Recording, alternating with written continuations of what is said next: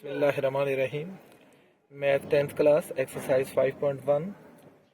इसमें हमने यूनियन और इंटरसेक्शन फाइंड करने हैं और साथ साथ हमारे पास कम्प्लीमेंट भी हैं और डी मॉर्गन्स के रूल भी हमने इनको सॉल्व करने हैं। इससे पहले कि हम एक्सरसाइज सॉल्व करें, आप मेरे चैनल को सब्सक्राइब भी करें, बेल आइकॉन का बटन ऑन करें और अपने दोस्तों के साथ शेयर करें। आइए जी क्वेश्चन नंबर 1 की तरफ चलते हैं। क्वेश्चन नंबर 1 में हमें वो एक सेट x दे देता है जिसके एलिमेंट हैं 1, 4, 7 और 9, और एक सेट y दे देता है जिसके एलिमेंट्स हैं 2, 4, 5 एंड 9, और हमें कहता है जी x यूनियन y फाइंड करें पार्ट 1 में। तो x यूनियन फाइंड करने के लिए पहले हम सेट x लिखते हैं, वो है हमारा 1, 4, 7, 9, फिर यूनियन का साइन, और फिर y सेट है हमारा 2, 4, 5 और 9। कहते हैं ना यूनाइट हो जाओ, एक हो जाओ। तो अब हमने इसको एक सेट बनाना है, एक ऐसा सेट जिसमें ये सारे एलिमेंट आ जाएंगे, सेट एक्स वाले भी वाई वाले भी, उनको हम अरेंज भी करेंगे, लेकिन कोई भी एलिमेंट हम दो दफ़ा नहीं लिखेंगे। अगर दोनों सेटों में भी कॉमन भी होगा तो एक दफ़ा ही लिखा जाएगा। तो यहाँ से हम 1 लेते हैं, यहाँ से 2, 4 दोनों में है, 4 एक दफ़ा लिखा जाएगा, फिर हमारे पास 5 है, फिर हमारे पास 7 है, 9 दोनों में है लेकिन एक दफ़ा लिखा जाएगा। ये हमारा x यूनियन y आ गया। इसी का सेकंड पार्ट है जी, वो हमें कहता है जी x इंटरसेक्शन y फाइंड करें। तो x इंटरसेक्शन y, अब वो एलिमेंट्स हमारा आंसर होंगे जो दोनों में कॉमन होंगे। तो सेट x लिखते हैं पहले 1, 4, 7 और 9, फिर इंटरसेक्शन का साइन, और हमारे पास सेट y है 2, 4, 5, 9। अब हमारे जो इंटरसेक्शन है, इंटरसेक्शन में वही सेट आएंगे, वही एलिमेंट आएंगे जो दोनों में कॉमन होंगे। तो ये 4 जो है दोनों में कॉमन है और 9 दोनों में कॉमन है, तो हमारा आंसर 4 एंड 9 आया। तो ये हमारे पास x इंटरसेक्शन y आया।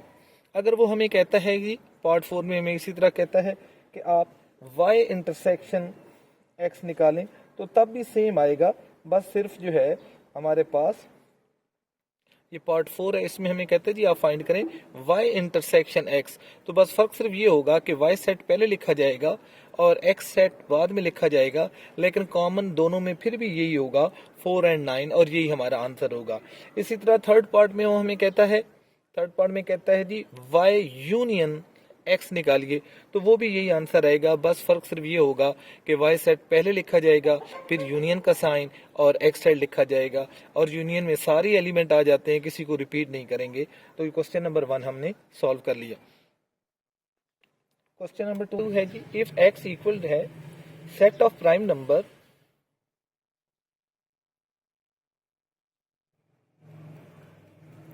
लेस देन इक्वल टू 17, और y सेट है हमारे पास set of first natural numbers first 12 natural number. तो हमने फाइंड क्या करना है, हमने फाइंड करना है पहला, इसमें भी हमारे पास x यूनियन y है पहले, तो x यूनियन y हम फाइंड करते हैं, लेकिन उससे पहले ये सेट हमें डिस्क्रिप्टिव फॉर्म में दिए गए हैं, हम इनको टेबुलर फॉर्म में लेकर आते हैं। तो जो हमारा x सेट होगा हम उसको लिखेंगे टेबुलर फॉर्म में। तो वो कहते हैं जी सेट ऑफ प्राइम नंबर। अब हमें याद हो तो हमने प्राइम नंबर का सेट लिखा था, और आपको मैंने बताया भी था कि प्राइम नंबर्स वो होते हैं जिन पे सिर्फ 2 टेबल जाएं, अपना और 1 वाला। जैसे 2 है तो 2 पे 2 का ही टेबल जाएगा और 1 का, 3 है, 5 है, 7 है, लेकिन 9 प्राइम नहीं है, क्योंकि 9 पे 2 से ज्यादा टेबल जाते हैं, 1 का भी जाता है, 3 का भी जाता है, 9 का अपना भी जाता है। तो प्राइम नंबर वो होंगे जिन पे सिर्फ 2 टेबल जाएं, और प्राइम नंबर का सेट हमारा 2 से शुरू होता है। तो ये कहते हैं जी लेस देन इक्वल टू 17, 17 खुद भी है और इससे छोटे, तो 2 से स्टार्ट करते हैं जी। 2 हो गया, 3, 5, 7 नहीं, 9 नहीं आएगा, 11, 13, 15 नहीं आएगा, और उसके बाद 17। ये हमारे पास सेट आ जाएगा, set of prime number less than equal to 17। दूसरा y है, नेचुरल नंबर है, नेचुरल तो 1 से शुरू होते हैं एंड सो ऑन, कंटिन्यूअस है ये हमारे पास। तो 12 तक जाना है हमने, तो 1, 2, 3, 4 and up to so on 12। अब हमें इनका यूनियन लेना है, पार्ट 1 में हमें कहता है कि इनका यूनियन ले लें। तो x यूनियन y हम लेते हैं, तो x की जगह उसका सेट लिख देंगे पहले,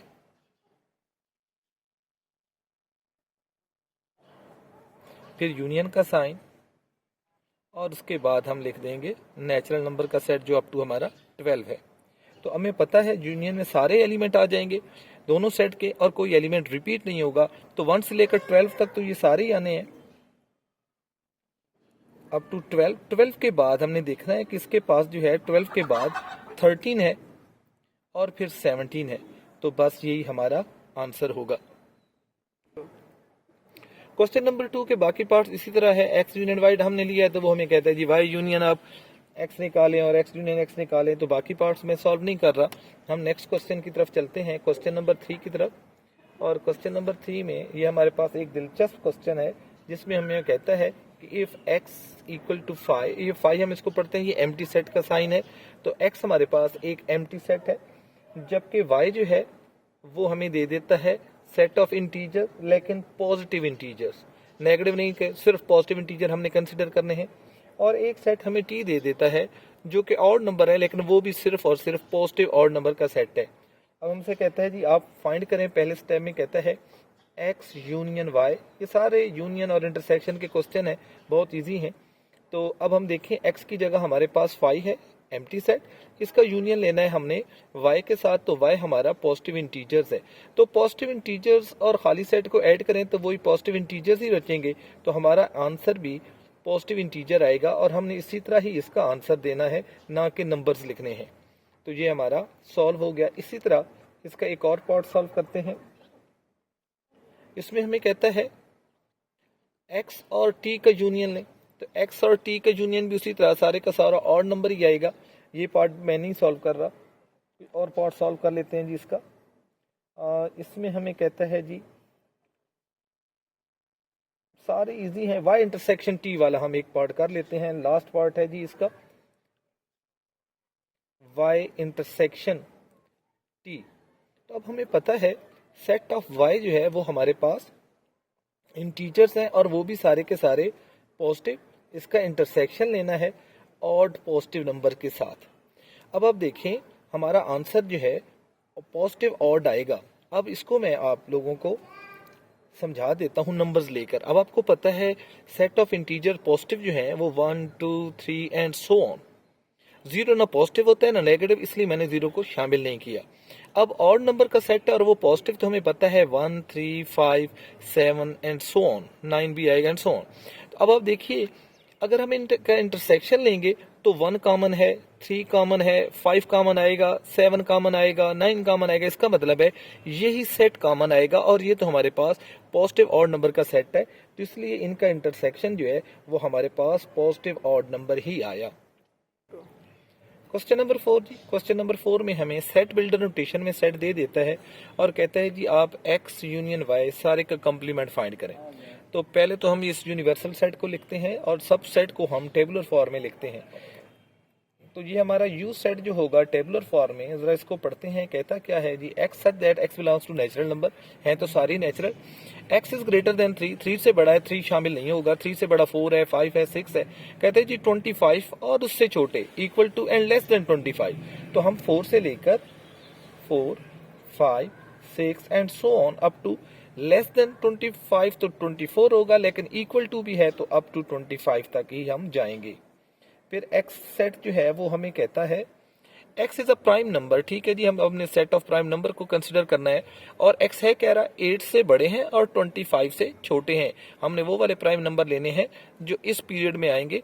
तो 8 से बड़ा प्राइम नंबर हमारे पास 11 है, 9 प्राइम होता नहीं है, 10 इवन है, प्राइम नहीं है, 11 है, फिर 13 है हमारे पास, फिर 14 नहीं है, 15 भी नहीं है प्राइम, 17 है, फिर हमारे पास 19 है, 21 प्राइम नहीं है, फिर 23 है, तो लेस देन है तो 25, बस यहीं तक ये हमारा सेट होगा। वाई सेट को पढ़ते हैं जी। ये कहता है x such that x belongs to w mean whole number. तो ये होल नंबर का सेट है और इसमें इक्वल टू है जी 4 और 4 से बड़े, 17 और 17 से छोटे। तो 4 से लेकर 17 तक ये कंसेक्टिव नंबर है, तो मैं भी इनको कंसेक्टिव ले लेता हूँ जी। यहाँ तक डॉट डॉट लगा दिया जी, एंड सो ऑन कर दिया। अब हमने फाइंड क्या करना है जी, हमने फाइंड करना है x यूनियन y सारे का कंप्लीमेंट। तो पहले हम x यूनियन y निकालते हैं जी, ये आएगा तो इसका कंप्लीमेंट निकालेंगे। तो x सेट है हमारा अब ये हमारे पास टेबुलर फॉर्म में है 11, 13, 17, 19 एंड 23। इसका हमने यूनियन लेना है y के साथ। y जो है वो हमारा 4 से लेकर 4, 5, 6 एंड अप टू 17। तो यूनियन हम लेना जानते हैं। यूनियन में सारे एलिमेंट आ जाएंगे, x सेट के भी y सेट के भी, किसी को रिपीट नहीं करेंगे। तो 4 से लेकर 17 तक तो सारे ही आ जाएंगे, 6 एंड अप टू 17। 17 के बाद सिर्फ यहाँ 19 और 23 रह जाता है, तो ये है। अब इसका हम जब कंप्लीमेंट लेंगे, किसी भी सेट का जब हम कंप्लीमेंट लेते हैं तो उसको यूनिवर्सल सेट में से माइनस कर देते हैं। तो इसका कंप्लीमेंट भी हमारा होगा u में से हम माइनस कर दें x यूनियन y, जो कि सेट अभी हमने फाइंड कर लिया था।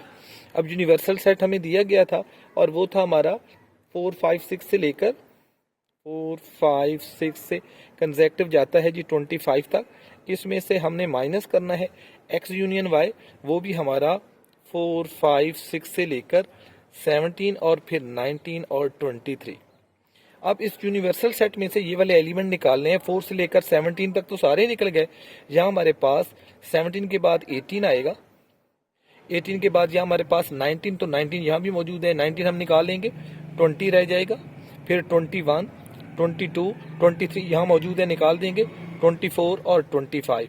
तो ये हमारा आंसर आया x यूनियन y सारे का कंप्लीमेंट।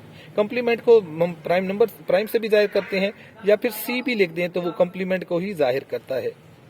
का सेकंड पार्ट सॉल्व करते हैं, जिसमें वो हमें कहता है जी x का कंप्लीमेंट इंटरसेक्शन y कंप्लीमेंट आप फाइंड करें। तो पहले हम x का कंप्लीमेंट फाइंड करते हैं, y का कंप्लीमेंट फाइंड करते हैं और फिर उनका हम इंटरसेक्शन लेंगे। तो जब x का कंप्लीमेंट लेंगे तो यूनिवर्सल में से हम x वाले माइनस कर देंगे। तो यूनिवर्सल हमारे पास 4 से लेकर 25 तक है, तो ये 25 तक मैं ले गया। इसमें से माइनस कर देता हूँ मैं x वाले, और x वाले हैं मेरे पास जी 11, 13, 17, 19 और 23। तो जी माइनस कर देते हैं पहले 4 से लेकर 10 तक, तो ये सारे आएंगे 5, 6 अप टू 10। 10 के बाद 11 नहीं आएगा, 12, 13 नहीं आएगा, 14, 15, 16, 17 नहीं आएगा, 18, 19 नहीं आएगा, 20 और फिर 21, 22, 23 नहीं आएगा, 24 और 25। ये हमारे पास x का कंप्लीमेंट आ गया। फिर हम y का कंप्लीमेंट लेंगे तो यूनिवर्सल में से हम y को माइनस कर लेंगे। तो यूनिवर्सल सेट है हमारा 4, 5, 6 से लेकर कंसेक्टिव 25 तक।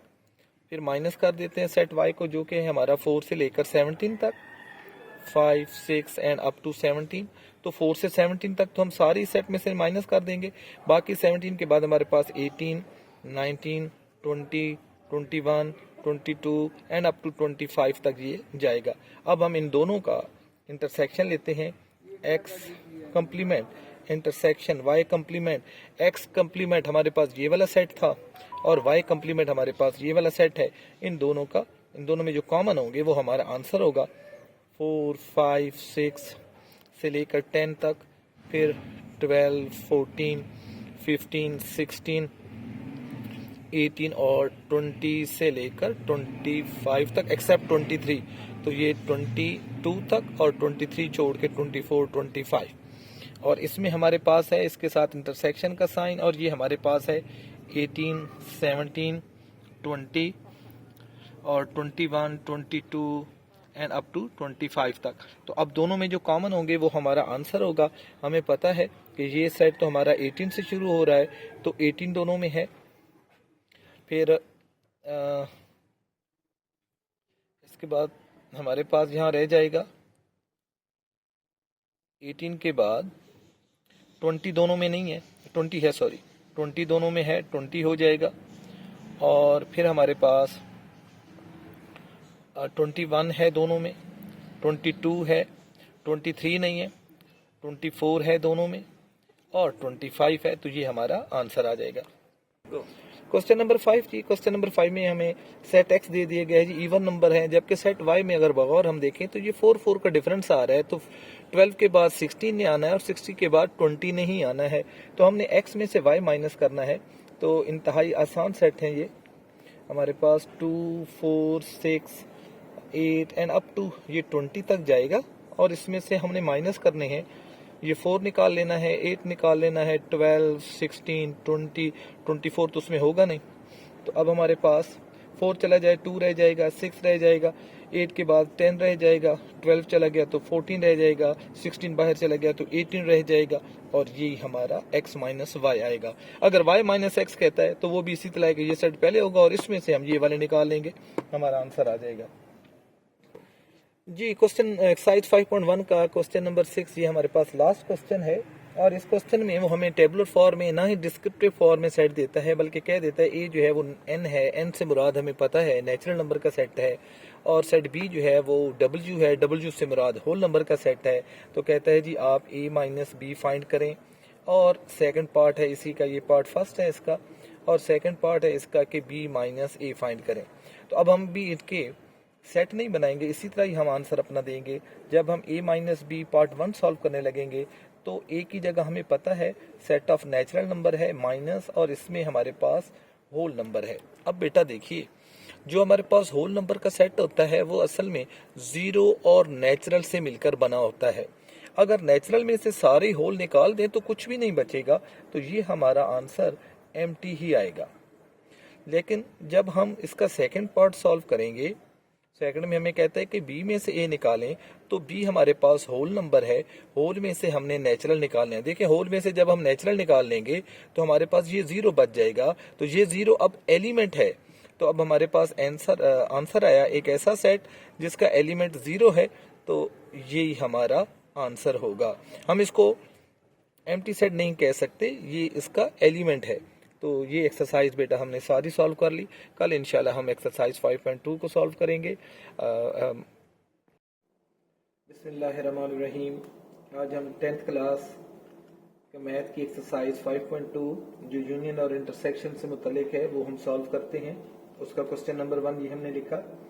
इससे पहले कि हम ये क्वेश्चन और इसके पार्ट सॉल्व करें, सबसे पहले आप मेरे चैनल को सब्सक्राइब करें, बेल आइकॉन का बटन ऑन करें और अपने दोस्तों के साथ इसको शेयर भी करें। आ जाते हैं जी क्वेश्चन नंबर 1 के पार्ट 1 पे। कहते जी x union y union z। तो बेटा हम पहले ये ब्रैकेट सॉल्व करेंगे।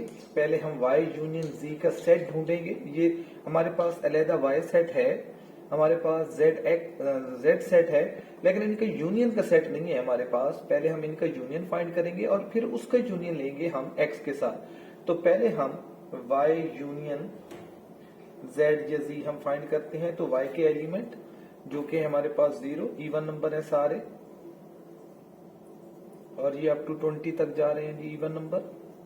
फिर यूनियन का साइन, और हमारे पास जो z है वो प्राइम नंबर का सेट है, ये ऑड नहीं है, ये प्राइम है। अगर ऑड होते तो 9 भी होता और इसमें 15 भी होता।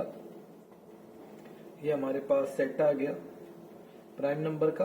अब हम इनका यूनियन लेते हैं।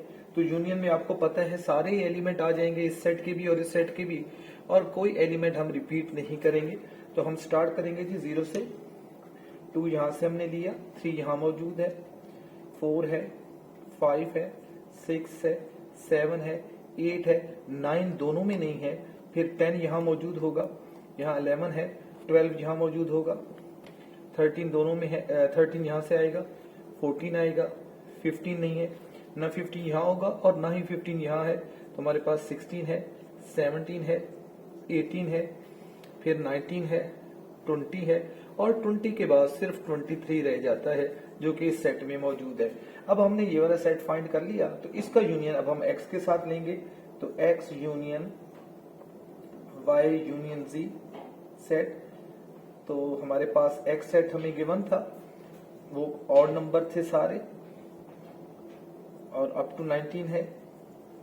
इसके साथ हमारा इस सेट का यूनियन है जो कि 0 2 4 अप टू 7 8 9 काट दिया मैंने, 10 से लेकर ये हमारे पास 14 तक, 15 नहीं है इसमें, 16 है, और 16 से लेकर कंसेक्टिव हमारे पास 20 और फिर 23।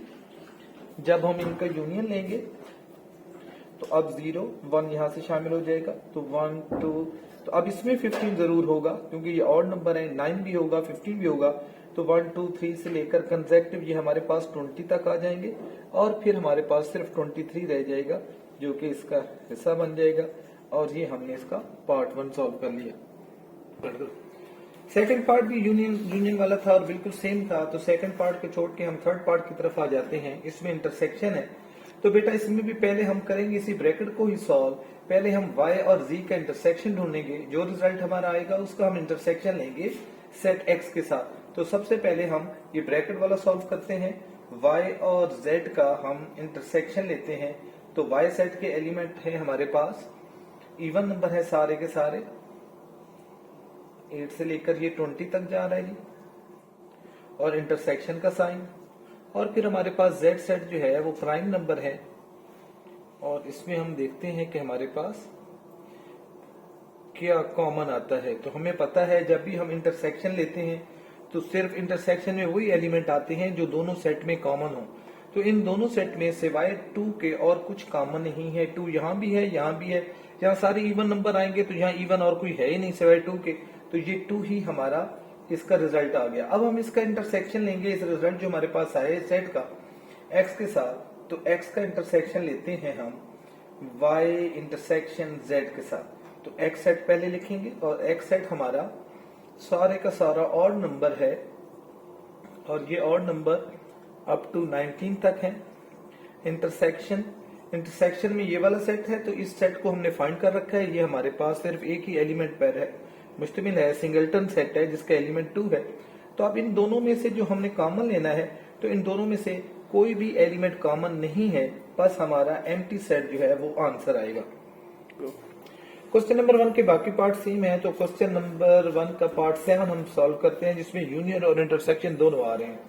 तो सबसे पहले हम y यूनियन z निकालेंगे और फिर उसका इंटरसेक्शन x के साथ लेंगे। इससे पहले जो हमने पार्ट किए हैं उसमें ये तीनों यूनियन थे, या दोनों इंटरसेक्शन थे। तो पहले अब हम इसका यूनियन लेते हैं, जो कि हम पहले क्वेश्चन में ले चुके हैं। तो सेट जो यूनियन वाला हमारा 0, 2, 4, 6, 8 और अप टू 20 है, ये सारे के सारे इवन नंबर हैं।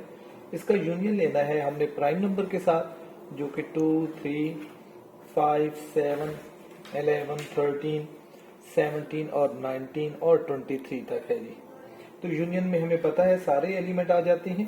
तो 0, 2, 3, 4, 5, 6, 7, 8, 9 नहीं है दोनों जगहों पे, तो 10, 11, 12, 13, 14, 15 नहीं है, 16, 17, 18, 19, 20 और 23, ये हमारा इसका यूनियन आया था।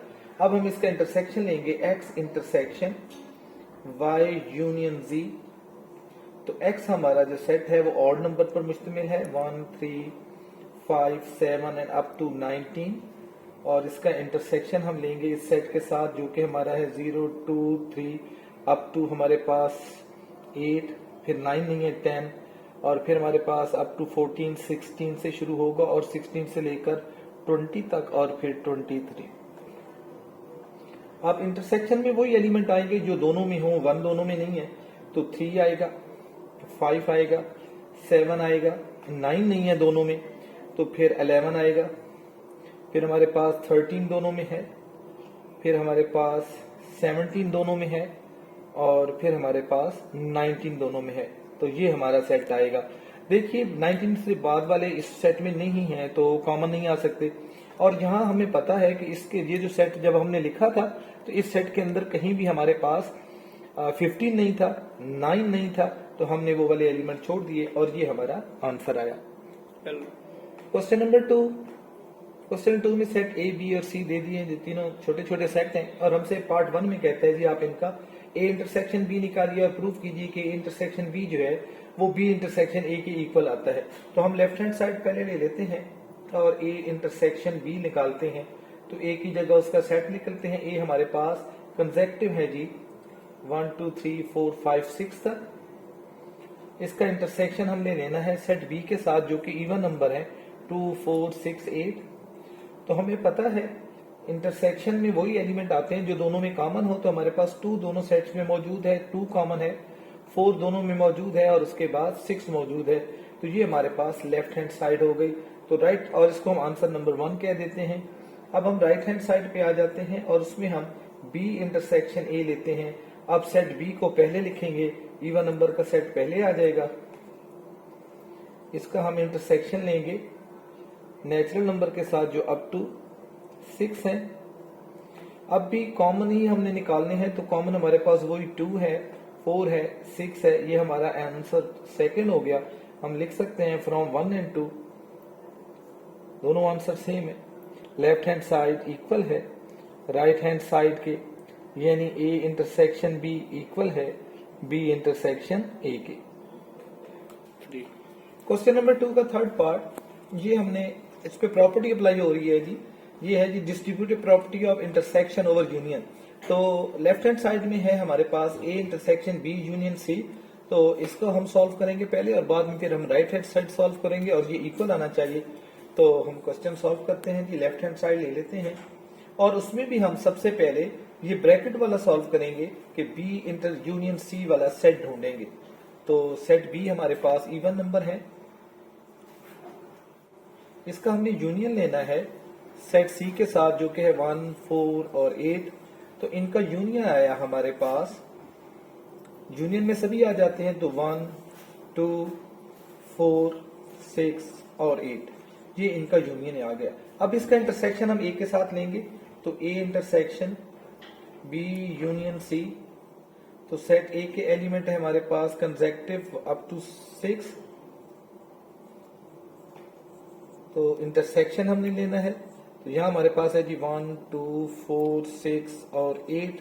तो अब हम देखते हैं कि कौन से एलिमेंट हैं जो दोनों में मौजूद हैं। तो 1 दोनों में है, 1 कॉमन हो गया, 2 कॉमन हो गया, उसके बाद 4 हो गया और 6 हो गया। तो ये हमारा लेफ्ट हैंड साइड का एक आंसर आ गया, इसे हम आंसर 1 कह देते हैं। अब राइट हैंड साइड आ जाता है जी। राइट हैंड साइड में पहले हम ए इंटरसेक्शन बी निकालेंगे, फिर ए इंटरसेक्शन सी निकालेंगे और इनका यूनियन लेंगे, तो वो हमारे लेफ्ट हैंड साइड के इक्वल होना चाहिए। तो सेट ए हमारे पास है जी 1, 2, 3, 4, 5, 6। इसका हम इंटरसेक्शन ले रहे हैं सेट बी के साथ जो कि इवन नंबर है सारे के सारे। तो इनमें जो कॉमन आया वो हमारा आंसर है, तो कॉमन 2 है, 4 है और 6 है।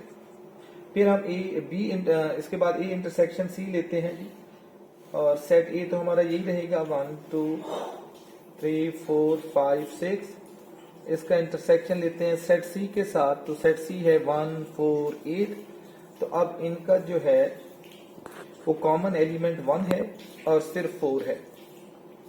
अब हम इन दोनों का यूनियन लेते हैं, तो वो हमारा राइट हैंड साइड का आंसर आ जाएगा। तो A intersection B union A intersection सी।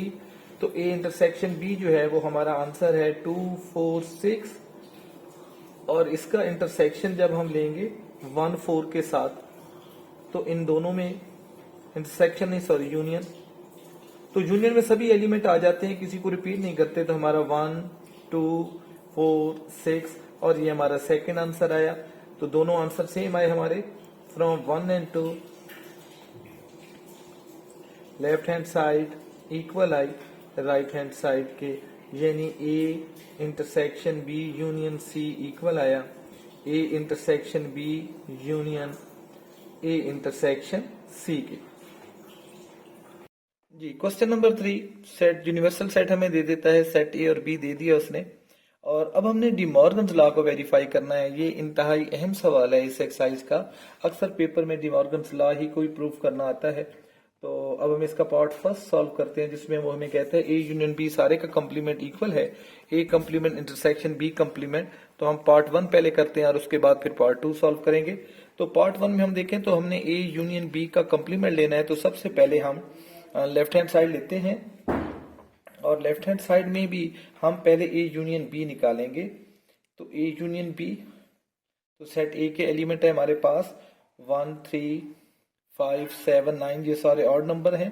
इसका हमने यूनियन लेना है प्राइम नंबर के सेट के साथ जो है 2, 3, 5, 7। तो आपको पता है यूनियन में सारे एलिमेंट आ जाते हैं लेकिन रिपीट कोई नहीं होता। तो 1 यहाँ से, 2 यहाँ से आ जाएगा, 3 दोनों में से कॉमन है लेकिन एक दफा लिखा जाएगा, 4 दोनों में नहीं है, 5, 6 दोनों में नहीं है, 7 और 9। ये हमारा ए यूनियन बी आ गया। अब हम इसका कंप्लीमेंट लेते हैं सारे सेट का। तो ए यूनियन बी सारे का कंप्लीमेंट इक्वल होगा हमारा यूनिवर्सल सेट में से हम माइनस कर दें ए यूनियन बी को, किसी भी सेट का, जैसे सेट ए है, अगर इसका कंप्लीमेंट लेना है तो यूनिवर्सल में से सेट ए को माइनस करेंगे। हमने कंप्लीमेंट लेना था ए यूनियन बी का, तो यूनिवर्सल में से हम ए यूनियन बी ही को माइनस करेंगे। तो यूनिवर्सल सेट है हमारा कंसेक्टिव 1 से लेकर 10 तक, और ये कंसेक्टिव हमारा 10 तक जाता है। इसका हमने इसमें से माइनस कर लेंगे हम ये वाले एलिमेंट, और ये है हमारे पास 1 2 3 5 7 और 9। इनके अलावा जो कुछ हमारा यूनिवर्सल में रह जाएगा वो हमारा आंसर आएगा। तो 1 2 3 तो हमने निकाल दिए। उसके बाद हमारे पास 4 है, 6 है, 7 निकल गया, 8 है, 9 निकल गया और 10 है। ये हमारा एक आंसर आ गया जो कि लेफ्ट हैंड साइड का है। तो राइट हैंड साइड में हमने ए का कंप्लीमेंट निकालना है, फिर बी का कंप्लीमेंट निकालना है, और इन दोनों का फिर इंटरसेक्शन लेना है। तो एक कंप्लीमेंट, तो यूनिवर्सल में से ए को माइनस कर लेते हैं। तो यूनिवर्सल सेट हमारा 1 2 3 से लेकर लगातार 10 तक है। इसमें से हम माइनस करते हैं, हमारे पास जो सेट ए है वो ऑड नंबर्स हैं, तो सारे इवन्स बच जाएंगे फिर हम। तो ये हमारे पास 2 4 6 8 और 10 रह जाएगा। इसी तरह बी का कंप्लीमेंट, तो यूनिवर्सल सेट में से बी को माइनस करेंगे। तो यूनिवर्सल तो हमारा 1 2 3 से लेकर कंसेक्टिव 10 तक है, जबकि सेट बी जो है वो हमारा प्राइम नंबर का सेट है, लेस देन 11। तो अब इसमें से प्राइम नंबर निकालें तो हमारे पास 1 रह जाएगा, 4 रह जाएगा, 6 8 9 और 10 रह जाएगा। अब हमने इन दोनों का इंटरसेक्शन लेना है, A complement intersection B complement. तो सेट ए हमारा आया था, ए का कंप्लीमेंट 2 4 6 8 और 10। इसका जब हम इंटरसेक्शन लेंगे 1 4 6 8 9 और 10 के साथ, तो हमारा आंसर आएगा। अब जो दोनों में हो तो 4 दोनों में है, 6 है, 8 है और 10 है। ये हमारा आंसर 2 हो गया। तो आंसर 1 देखिए, 4 6 8 10 और 2 भी यही है। तो from 1 and 2 left hand side equal है राइट हैंड साइड के। तो ये पार्ट फर्स्ट जो है वो हमने सॉल्व कर लिया। आइए अब सेकंड पार्ट की तरफ चलते हैं। सेकंड पार्ट है जी इसी का, डिमॉर्गन्स लॉ का। ए इंटरसेक्शन बी सारे का कंप्लीमेंट इक्वल है A complement union B complement. तो पहले हम लेफ्ट हैंड साइड लेते हैं, ए इंटरसेक्शन बी का कंप्लीमेंट। तो पहले हम ए और बी का इंटरसेक्शन लेते हैं। सेट ए जो है वो हमारे पास ऑड नंबर का सेट है, इंटरसेक्शन का साइन, और बी जो है वो हमारे पास प्राइम नंबर का सेट है। तो इनमें जो कॉमन होगा वो हमारा आंसर होगा। तो इनमें कॉमन हमारे पास 3 कॉमन है, दोनों सेट में है, 5 है और उसके बाद फिर 7 है। फिर हम निकालते हैं जी ए इंटरसेक्शन, इसका होल कंप्लीमेंट। तो ए इंटरसेक्शन बी का कंप्लीमेंट का मतलब है यूनिवर्सल सेट में से इसी सेट ए इंटरसेक्शन बी को माइनस कर दे। तो यूनिवर्सल तो हमें पता है वो हमारा कंसेक्टिव अप टू 10 तक है। इसमें से हम माइनस कर देते हैं ये वाली एलिमेंट 3 5 और 7। तो बाकी हमारे पास इसमें से 3 5 और 7 निकाल दें तो 1 2 4 5 निकल गया, 6 7 निकल गया, तो 8 9 और 10 रह जाएगा। ये हमारा आंसर 1 आ गया। राइट हैंड साइड पे आते हैं। तो हमने राइट हैंड साइड में ए का इंटरसेक्शन लेना, ए कंप्लीमेंट लेना है, और बी का और फिर उनका यूनियन लेना है। तो ए का कंप्लीमेंट का मतलब है यूनिवर्सल सेट में से सेट ए को निकाल दें। तो यूनिवर्सल सेट हमारा 10 तक है, कंसेक्टिव नेचुरल नंबर है, माइनस कर देते हैं जी ए वाले। ए हमारे पास प्राइम नंबर है तो इवन हमारे पास, और नंबर है तो इवन हमारे पास रह जाएंगे। तो ये ए का कंप्लीमेंट हमारे पास इवन नंबर आ गए। तो अब हम बी का कंप्लीमेंट लेते हैं। तो यूनिवर्सल में से बी को निकाल देंगे। तो यूनिवर्सल सेट पहले लिखा, और इसमें से हम प्राइम नंबर का सेट जो कि हमारा बी सेट है वो निकाल देंगे। तो हमारे पास बी का कंप्लीमेंट आया, तो 1 रह जाएगा, 4 रह जाएगा, 6 रह जाएगा, 8 9 और 10। तो अब इनका हमने लेना है यूनियन। तो ए कंप्लीमेंट यूनियन बी कंप्लीमेंट। तो ए कंप्लीमेंट हमारे पास 2 4 6 8 और 10 था, जबकि बी कंप्लीमेंट जो है वो हमारे पास 1 4 6 8 और 9 और 10 है। तो यूनियन में सारे आ जाएंगे, किसी को 2 दफा नहीं लिखेंगे। तो ये हमारे पास 1 2 4 6 8 9 और 10, ये हमारा आंसर 2 आ गया। तो फ्रॉम 1 एंड 2 दोनों आंसर हमारे सेम है, लेफ्ट हैंड साइड इक्वल है राइट हैंड साइड के, यानी ए इंटरसेक्शन बी सारे का कंप्लीमेंट इक्वल है, A complement union B complement. Question 4, इसका फर्स्ट पार्ट जो है हमने शॉर्ट क्वेश्चन बना के उसको अपलोड कर दिया है, तो इसका सेकंड पार्ट है वो हम सॉल्व करते हैं।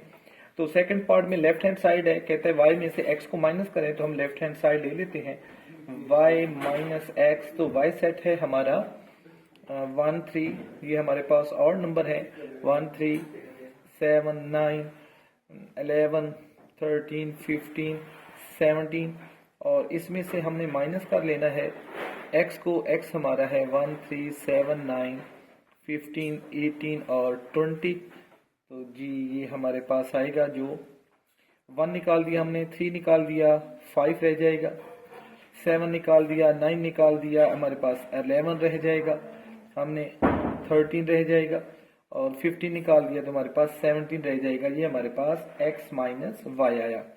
अब हम राइट हैंड साइड की तरफ आते हैं जी। राइट हैंड साइड में हमारे पास है, पहले हमने x का कंप्लीमेंट निकालना है राइट हैंड साइड में, तो x का कंप्लीमेंट जो है वो हमारा होगा यूनिवर्सल में से x को निकाल दें, तो यूनिवर्सल सेट हमारा कंसेक्टिव 1 से लेकर 20 तक था, इसमें से हम माइनस करते हैं x वाले जो कि हैं 1 3 7 9 15 18 और 20, तो हमारे पास रह जाएगा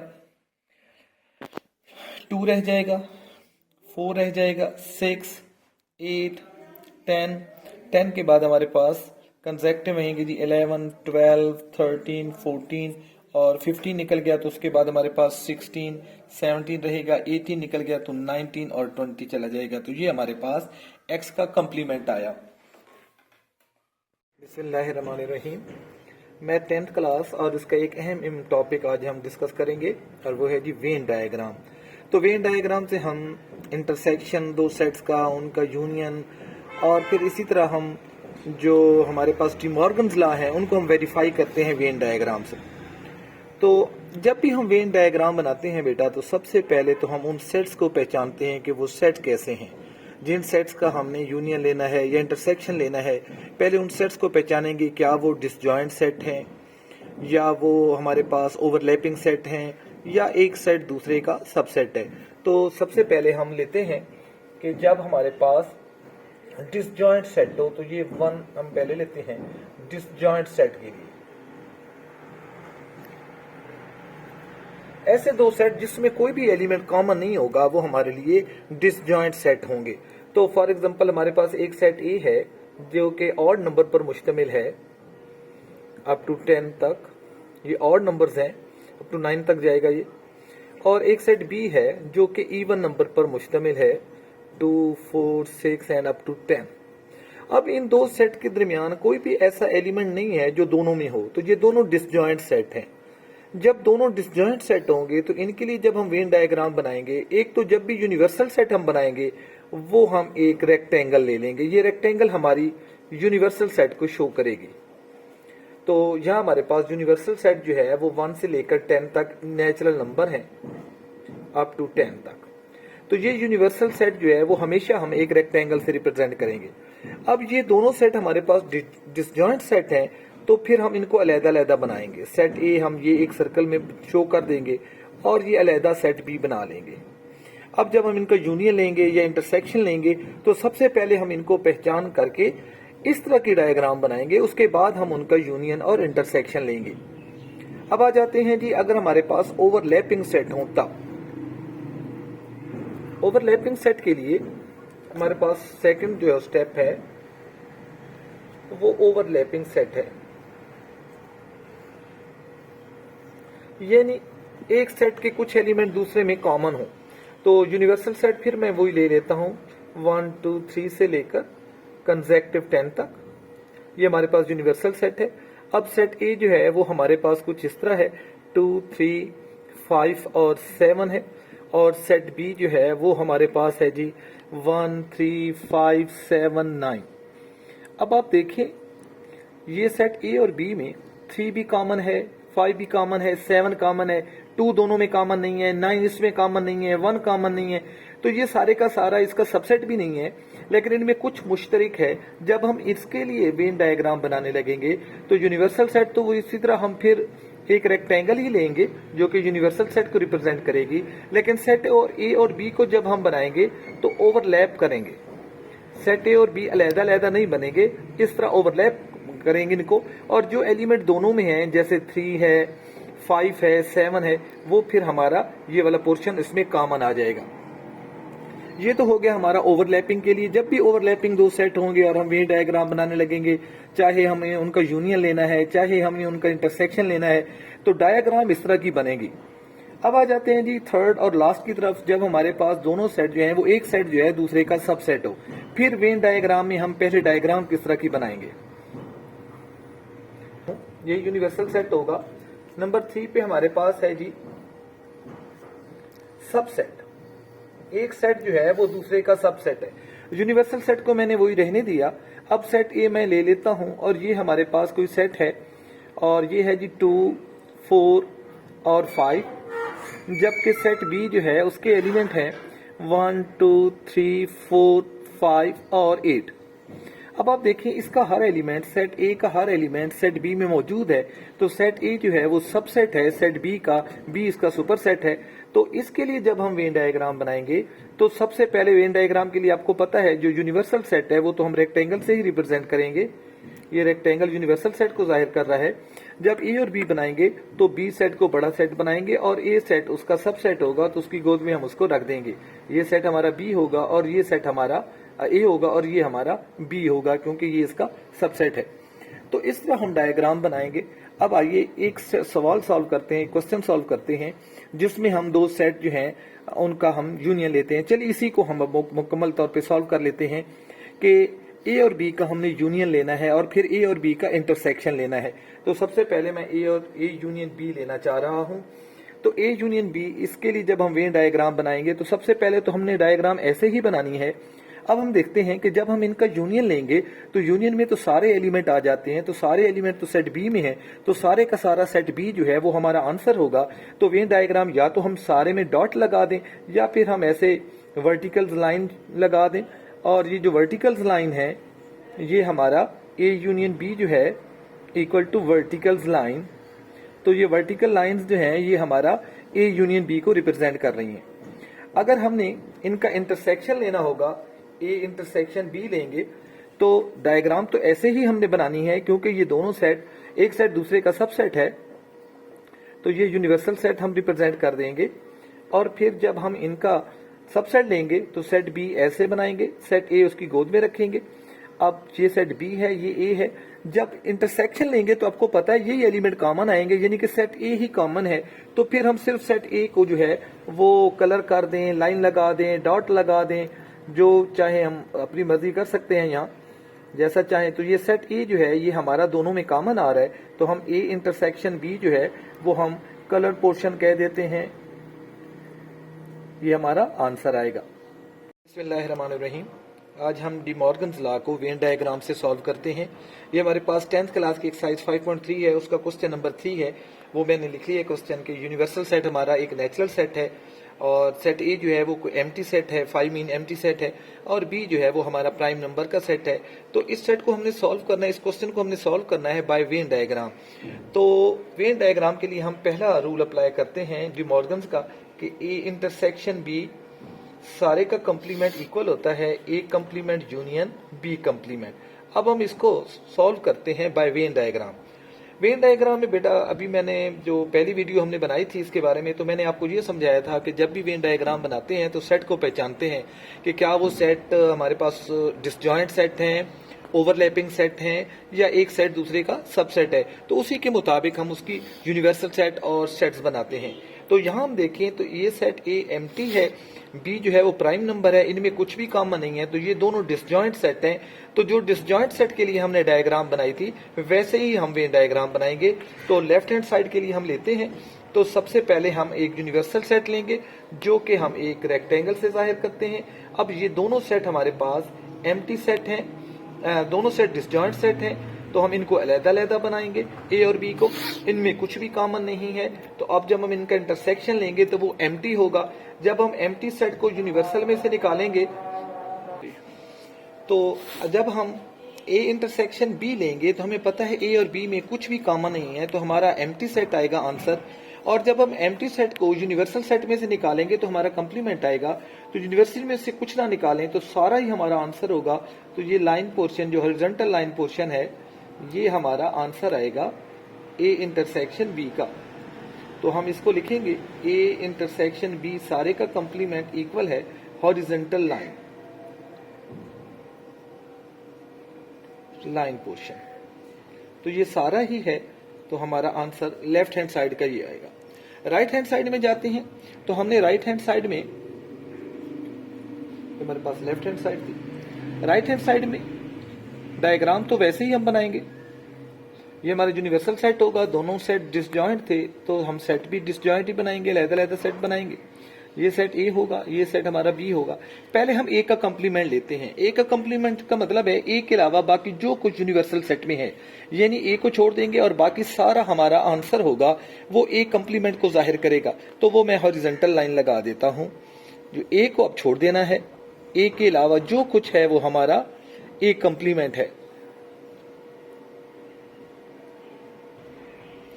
ये हमारा आ गया जी ए कंप्लीमेंट। जब हम बी कंप्लीमेंट लेंगे तो बी के अलावा बाकी जो कुछ है वो हमारा बी कंप्लीमेंट है।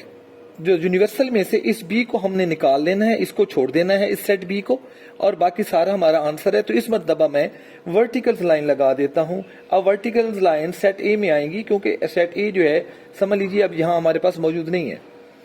बी के अलावा बाकी सब कुछ हमारा है, बी को छोड़ देना है, बाकी सब हमारा जो है वो कंप्लीमेंट है। अब इन दोनों का जब हमने लेना है यूनियन, ए कंप्लीमेंट और यूनियन बी कंप्लीमेंट। अब आपको पता है यूनियन में तो सभी आ जाते हैं, ए वाले बी वाले बी। तो अब हमारा जो आंसर होगा वो कुछ ऐसा होगा, हॉरिजॉन्टल लाइन पोर्शन,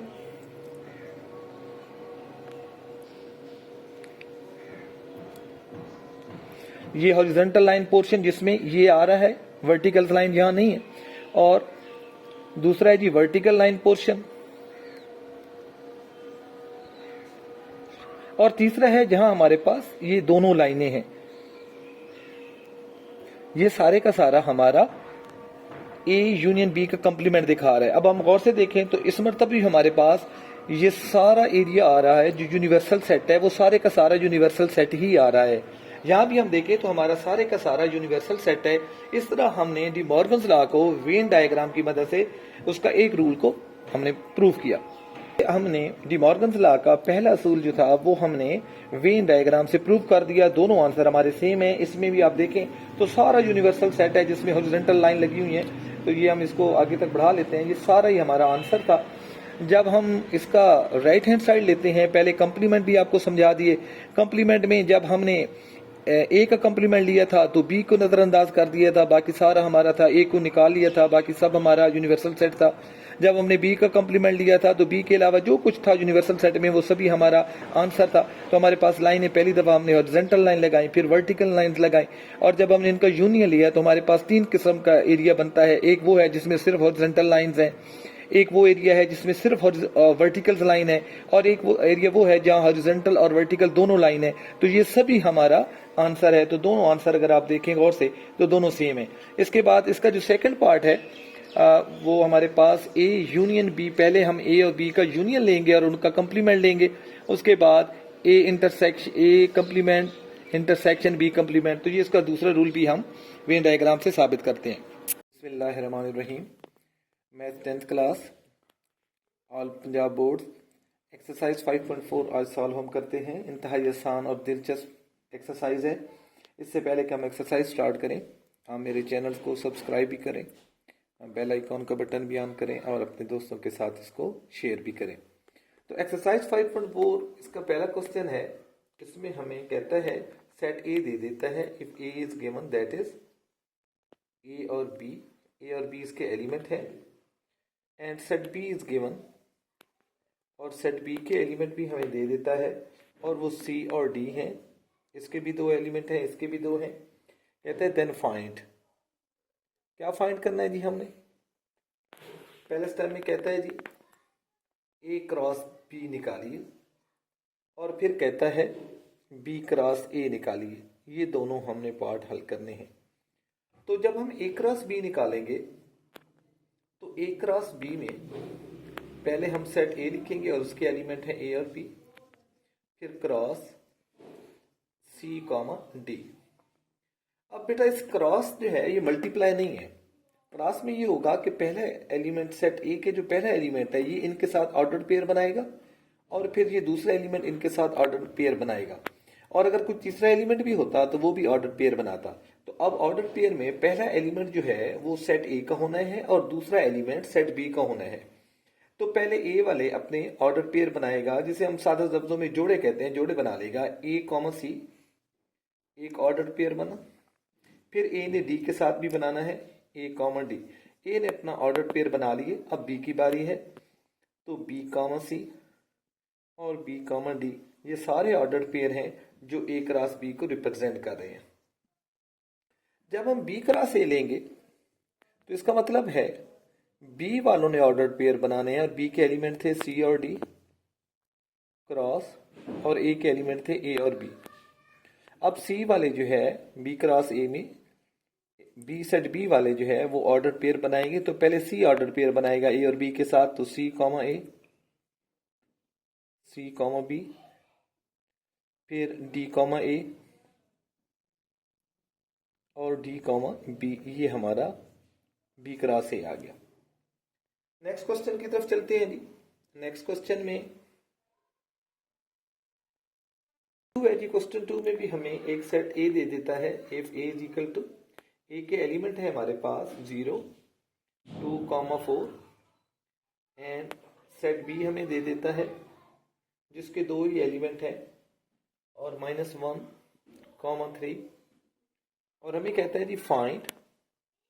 सबसे पहले तो ए क्रॉस ए कहता है जी फाइंड करें, फिर कहता है जी बी क्रॉस ए निकालिए, फिर ए क्रॉस बी कहता है और आखिर में बी क्रॉस बी कहता है। तो हम इसके कोई से दो पार्ट सॉल्व कर लेते हैं।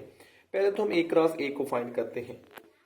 ए क्रॉस ए निकालते हैं तो सेट ए के एलिमेंट्स हैं 0, 2, 4, क्रॉस ये अपने साथ खुद क्रॉस ले रहा है। तो अब इसके ऑर्डर पेयर बनाएंगे, ये वाले ऑर्डर पेयर बनाएंगे इन सबके साथ। पहले 0 बनाएगा, फिर 2 बनाएगा, फिर 4 बनाएगा, तो ये हमारे पास ऑर्डर पेयर बनेंगे। तो ये आएगा 0, 0 पहला ऑर्डर पेयर, फिर 0, 2, 0, 4, फिर इस 2 की बारी है 2, 0, 2, 2, फिर 2, 4, फिर 4 की बारी है 4, 0, 4, 2 और फिर 4, 4। ये हमारे पास ए क्रॉस ए आया। कोई एक और हम हल कर लेते हैं इसका, तो वो मैं ले लेता हूं B cross A. B cross A तो सेट बी पहले आएगा। सेट बी के एलिमेंट है -1, 3। इसका जब हम क्रॉस लेंगे सेट ए के साथ, उसके एलिमेंट है 2, 4, 0, 2, 4। तो अब -1 पहले इन सब के ऑर्डर पेयर बनाएगा, फिर 3 इन सब के साथ ऑर्डर पेयर बनाएगा। तो ये आएगा जी -1, 0 और फिर -1, 2, फिर -1, 4, फिर इस 3 की बारी है 3, 0, फिर 3, 2 और फिर 3, 4। ये हमारे पास ऑर्डर पेयर आएंगे। इंतहाई आसान क्वेश्चन है और आसान एक्सरसाइज है। Question number 3 little bit different है, उसे सॉल्व करते हैं। क्वेश्चन नंबर 3 कहता है जी फाइंड। हमारे पास वेरिएबल है, अननोन है ए एंड बी।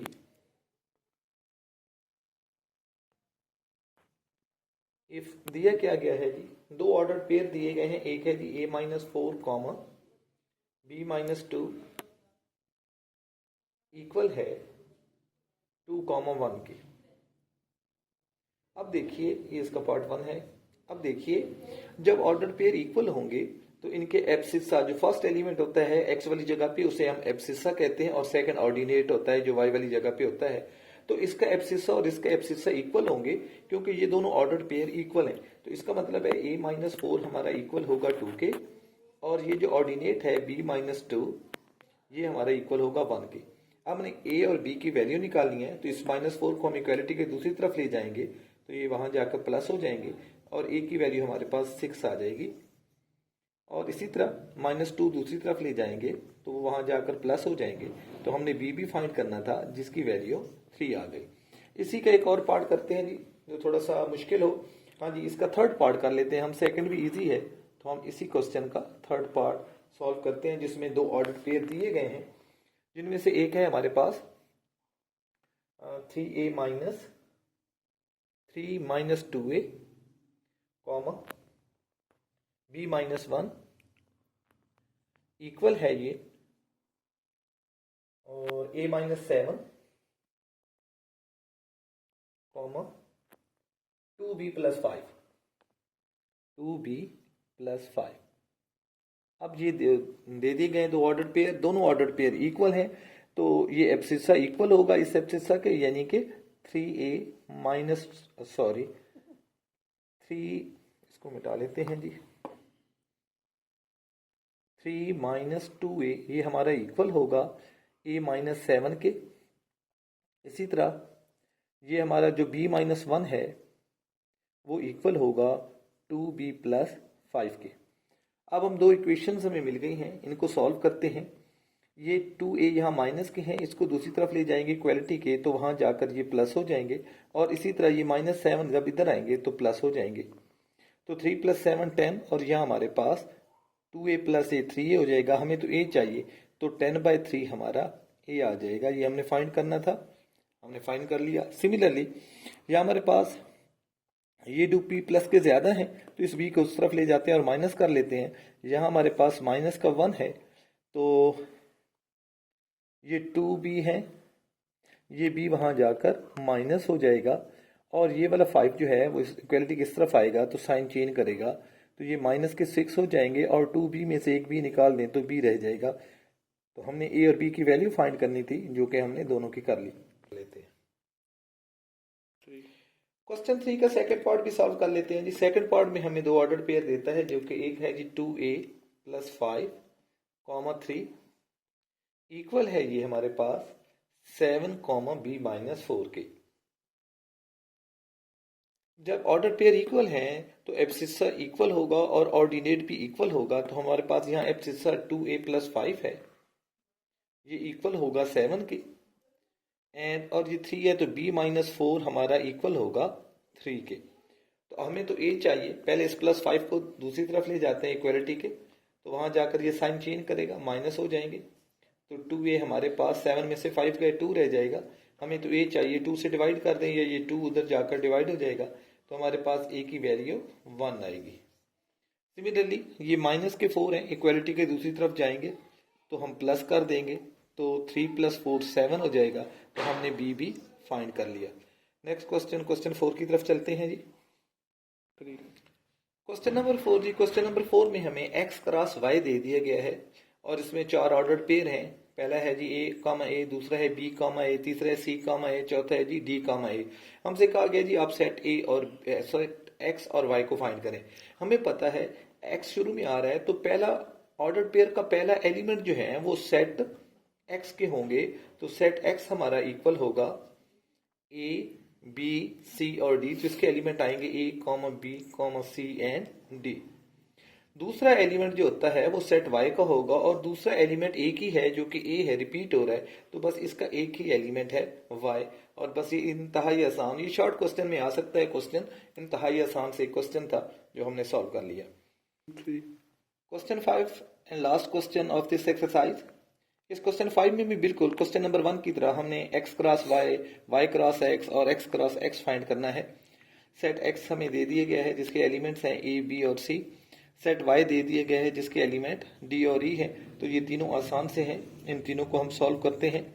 तो x क्रॉस y निकालना है तो x क्रॉस y के लिए पहले हम सेट x के एलिमेंट लिख लेते हैं a, b, c क्रॉस, और y के एलिमेंट हमारे पास d और e हैं। तो अब हमें पता है a वाले ऑर्डर पेयर बनाएंगे, x वाले ऑर्डर पेयर बनाएंगे y वालों के साथ, तो हमारा आंसर आएगा पहला ऑर्डर पेयर a, d, दूसरा ऑर्डर पेयर a, e। अब इस b की बारी है b, d, फिर b, e, फिर इस एलिमेंट का, इस सेट का आखिरी एलिमेंट c ऑर्डर पेयर बनाएगा c, d, और फिर हमारे पास सी कॉमा ई, तो ये हमारे पास एक्स क्रॉस वाई आ गया। अब कहते हैं जी वाई क्रॉस एक्स, तो हमें पता है जब हम इसको सॉल्व करेंगे तो सेट वाई को पहले रख देंगे जिसके एलिमेंट हैं डी और ई, इसका क्रॉस देंगे हम एक्स के साथ, उसके एलिमेंट हैं ए बी और सी। तो अब हम आंसर लिखते हैं, तो हमारा आंसर होगा, पहले डी ऑर्डर पेयर बनाएगा, डी कॉमा ए, डी कॉमा बी और डी कॉमा सी। सिमिलरली अब ई जो है इन सब के साथ ऑर्डर पेयर बनाएगा, ई कॉमा ए, ई कॉमा बी और ई कॉमा सी।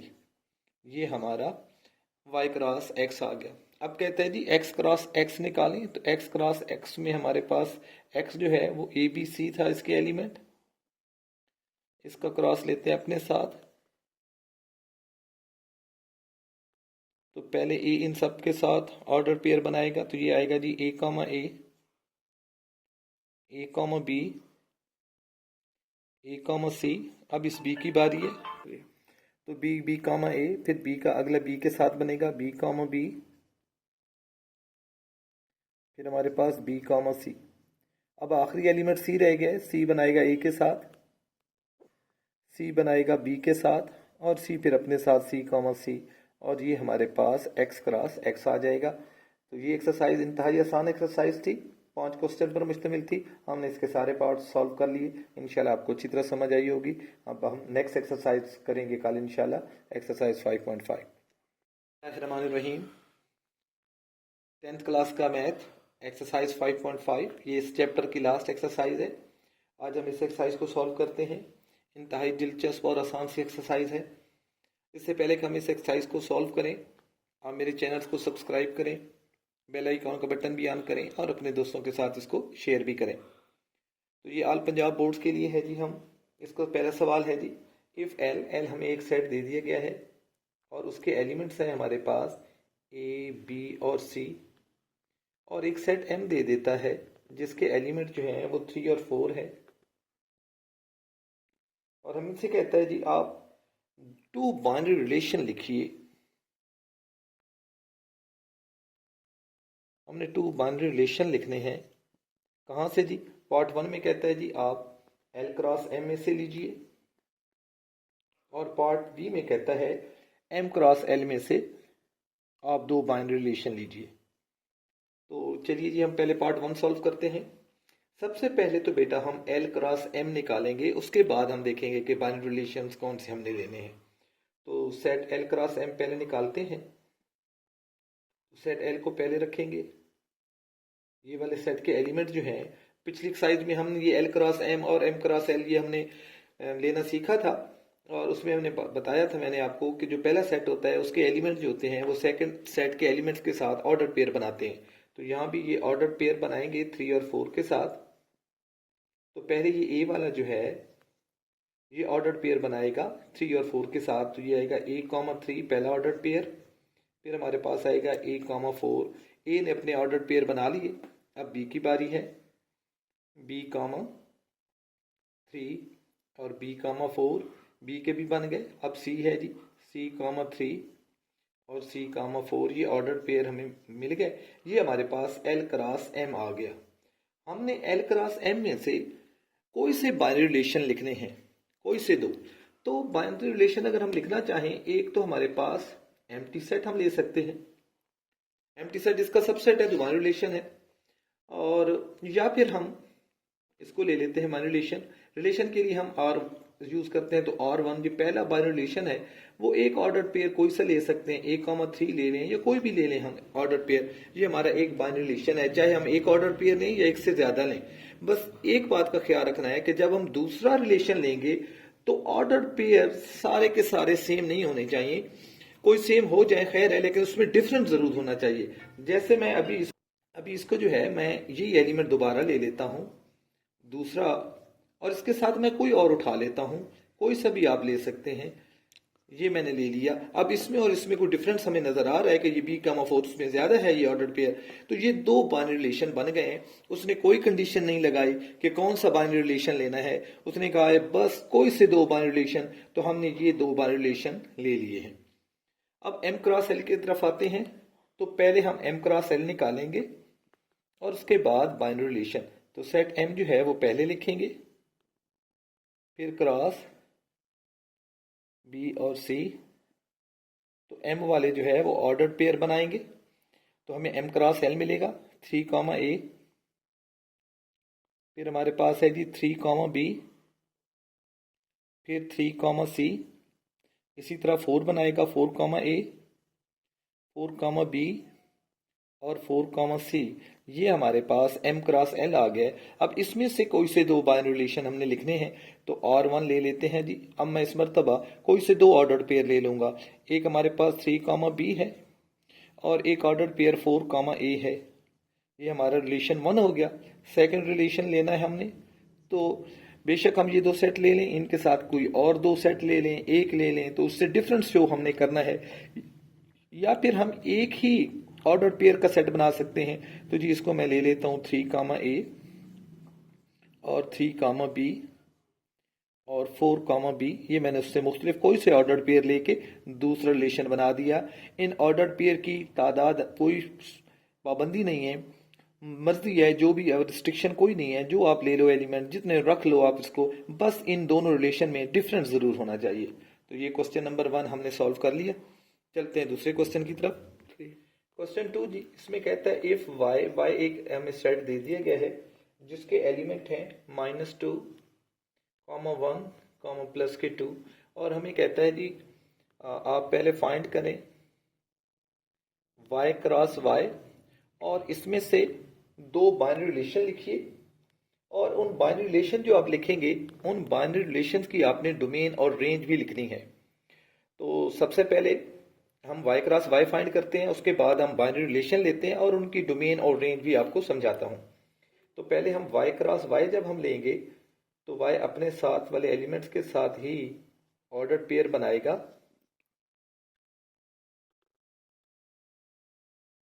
तो अब ऑर्डर्ड पेयर बनेंगे, पहले -2 इन सब के साथ ऑर्डर्ड पेयर बनाएगा, फिर ये +1 इन सब के साथ ऑर्डर्ड पेयर बनाएगा, फिर ये 2 प्लस के जो है ये इन सब के साथ ऑर्डर पेयर बनाएंगे। तो हमारे पास y क्रॉस y हमें मिल जाएगा। फिर उसमें से हम बाइनरी रिलेशन लिखेंगे। तो पहला ऑर्डर पेयर है जी -2, -2, फिर है जी -2 और इधर से हमारे पास 1 है, फिर -2 और प्लस के 2। इस -2 ने इन सब के साथ ऑर्डर पेयर बना लिए। अब इस 1 की बारी है, 1 -2 के साथ ऑर्डर पेयर बनाया, फिर 1 ने अपने साथ 1 और 1 हो गया, फिर 1 और 2 हो गया। आखिरी एलिमेंट है जी हमारा इसका +2। तो +2 पहले -2 के साथ ऑर्डर पेयर बनाएगा, फिर +2 1 के साथ ऑर्डर पेयर बनाएगा, फिर +2 जो है वो +2 के साथ ऑर्डर पेयर बनाएगा। तो ये हमारे पास y क्रॉस y आ गया। अब इसमें से हम अपनी मर्जी से कोई से दो रिलेशन ले लेते हैं। एक R1 मैं लेता हूं जी, जो पहले दो एलिमेंट ही मैं ले लेता हूं, -2, ये एक ऑर्डर पेयर ले लिया मैंने, और दूसरा ऑर्डर पेयर मैंने सेकंड वाला ले लिया। ये एक रिलेशन मैंने R1 ले लिया, और दूसरा यहाँ मैं R2 ले लेता हूँ। कोई रिस्ट्रिक्शन नहीं है कि कौन से ऑर्डर पेयर लेने हैं। तो इसमें भी मैं एक ऑर्डर पेयर 1 - 2 लेता हूँ, एक 2, 1 लेता हूँ, और एक 2, 2 ले लेता हूँ। बस मैंने दो रिलेशन हमने लेने थे, रिलेशन ले लिए। अब इन रिलेशन की हमने डोमेन और रेंज फाइंड करनी है। तो पहले मैं डोमेन ऑफ R1 निकालता हूं। इस रिलेशन की डोमेन में जो पहला एलिमेंट होगा वो हमारी डोमेन होगा। तो पहला एलिमेंट -2, ये रिपीट हो रहा है तो बस -2 ब्रैकेट बड़ी डालनी है बेटा, ऑर्डर पेयर वाली ब्रैकेट नहीं डालनी, ये बड़ी ब्रैकेट। तो इसका एक ही एलिमेंट है -2 यहाँ रिपीट हो गया। अगर रिपीट ना होता, कोई और एलिमेंट होता, तो वो भी हम डोमेन में लिखते।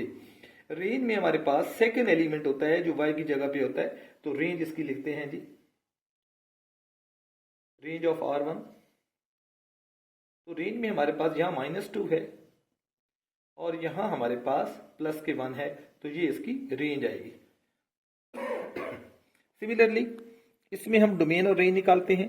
तो डोमेन ऑफ R2 निकालते हैं। तो अब इस रिलेशन के जो ऑर्डर पेयर का पहला एलिमेंट है वो हमारी डोमेन होगा। तो 1 है, ये 2 है, और ये 2 रिपीट हो रहा है तो बस एक दफा ही लिखेंगे। रेंज लिखते हैं जी, और 2 की रेंज, सेकेंड एलिमेंट हमारी रेंज होगा तो -2 है जी, ये 1 है और ये प्लस के 2 है तो ये आएगा जी हमारे साथ। ये हमने इनकी रेंज और डोमेन फाइंड कर ली। 3 क्वेश्चन 3 है जी, इफ एल सेट है जी हमें दिया गया है और उसके एलिमेंट है हमारे पास ए कॉमा बी कॉमा सी और कोई सेट एम है, उसके भी एलिमेंट हमें बता दिए गए हैं और उसके एलिमेंट हैं डी कॉमा ई एफ और जी। तो हमसे कहा गया जी टू बाइनरी रिलेशन, फिर टू बाइनरी रिलेशन हमने ढूंढने हैं। तो बाइनरी रिलेशन हमने कहाँ से ढूंढने हैं जी, तो ये कहता है जी एल क्रॉस एम में से ढूंढे, फिर कहता है जी एल क्रॉस एल में से ढूंढें और आखिर में कहता है जी एम क्रॉस एम में से ढूंढें। तो ये सारे बाइनरी रिलेशंस, तो इस क्वेश्चन को हम सॉल्व नहीं करते क्योंकि क्वेश्चन नंबर 2 भी बिल्कुल सेम था, क्वेश्चन नंबर 1 भी ऐसा ही था। तो हम क्वेश्चन नंबर 3 को मिट करते हैं, नेक्स्ट क्वेश्चन की तरफ चलते हैं, क्वेश्चन 4 की तरफ।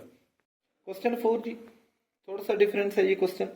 इसमें कहता है जी if set M has 5 element. अब इस सेट एम को नहीं दिएगा बल्कि सिर्फ ये बता दिएगा उसके बारे में कि उसके 5 एलिमेंट हैं। Then find the number of binary relation in M. तो एम में टोटल कितने बाइनरी रिलेशंस बन सकते हैं। तो इस क्वेश्चन को सॉल्व करने से पहले हम एक एग्जांपल लेके उसको आसानी से आपको समझा देता हूँ। फॉर एग्जांपल हमारे पास कोई सेट ए है और इसके एलिमेंट हैं 1, 2 और सेट हमारे पास बी है जिसके एलिमेंट जो हैं वो ए बी सी हैं। अब हम देखते हैं कि number of element of set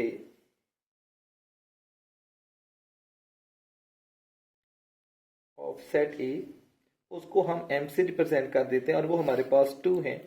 number of element of set B इसको हम n से रिप्रेजेंट कर देते हैं और ये हमारे पास 3 है, 1 2 3। तो number of binary relation in A cross B वो हमारे पास होंगे, बाइनरी का मतलब है 2, तो 2 की पावर में m मल्टीप्लाई n कर देंगे तो ये हमारे पास होगा 2।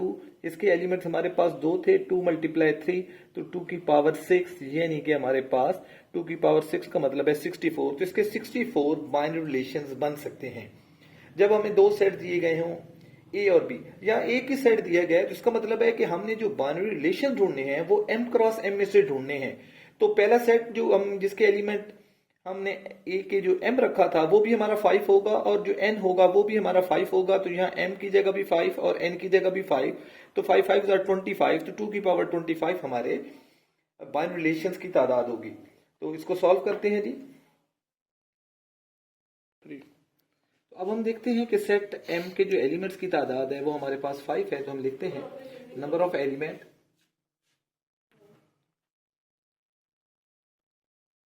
इन सेट ए इन सेट m, उसको हम स्मॉल m से प्रेजेंट करते हैं, वो हमारे पास 5 है। So number of binary relation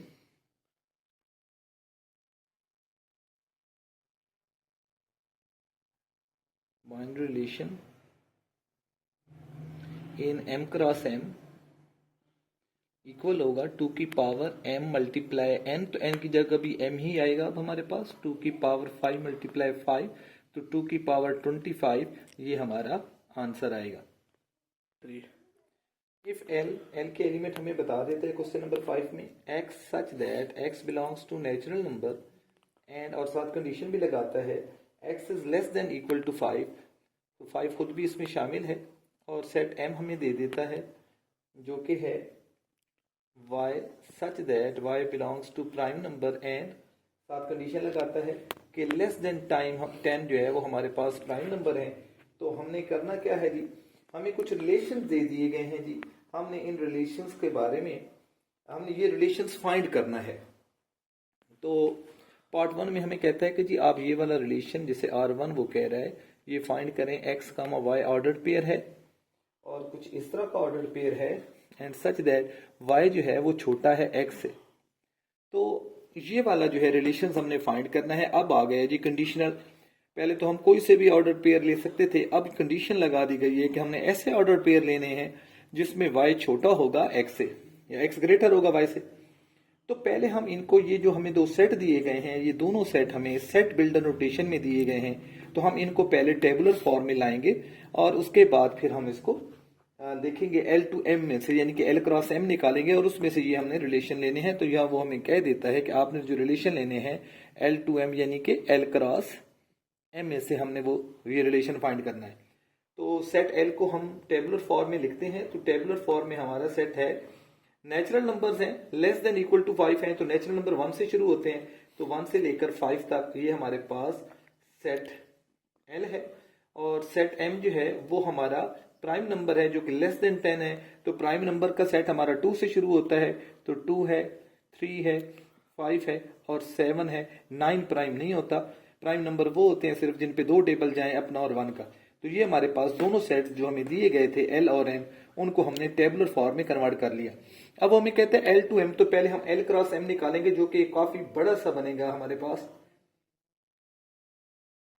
तो हमें पता है L वाले ऑर्डर पेयर बनाएंगे M वालों के साथ, तो पहला ऑर्डर पेयर बनेगा 1 और 2, फिर बनेगा 1 और 3, फिर 1 और 5, और फिर हमारे पास 1 और 7, फिर 2 की बारी है, 2 और 2, 2 और हमारे पास 3 है, 2 और 5 है, 2 और 7, फिर इसके बाद 3 की बारी है जी, 3 और 2, 3 और 3, 3, 5 और 3, 7, ये हमारे पास 3 भी हो गया। अब 4 की बारी है, तो 4 और 2, 4 और 3, 4 और 5, 4 और 7 और आखिरी 5 ऑर्डर पेयर बना रहा है, 5 और 2, 5 और 3, 5 और 5 और 5 और 7। ये हमारे पास L टू M या L क्रॉस M हमें मिल गया।